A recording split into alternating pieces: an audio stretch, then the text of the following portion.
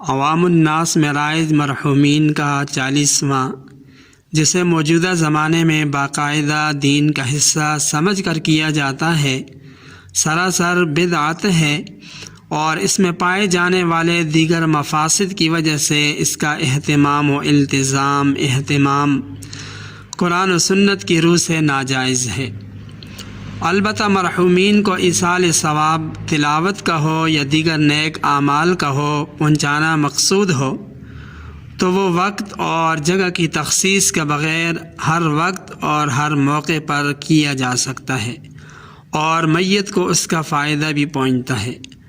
لیکن اس کے لیے 30 دن، 7ویں دن یا 40ویں دن اور سال کی تخصیص کرنا شرعاً ثابت نہیں ہے، اور نہ ہی اس کا اہتمام کرنا چاہیے۔ یہ شریعت کا بہت اہم اصول ہے، ضابطہ اور قانون ہے کہ شریعت نے ایصال ثواب کے لیے کوئی وقت متعین نہیں کیا، کسی چیز کو متعین نہیں کیا، کوئی دن متعین نہیں کیا، لیکن جب آپ وقت متعین کریں گے، دن متعین کریں گے کہ فلاں دن ہی ایصال ثواب کرنا چاہیے، 30 دن، 40ویں دن، سال بعد، یا کوئی چیز ایصال ثواب میں متعین کریں گے کہ یہی چیز صدقہ خیرات ہونی چاہیے، یا کھانا متعین کریں گے کہ ایصال ثواب میں کھانا ہی دیا جائے تو تب ثواب پہنچے گا،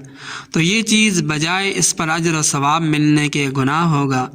اور میت کو اس کا 1 ٹکے کا بھی فائدہ نہیں ہوگا۔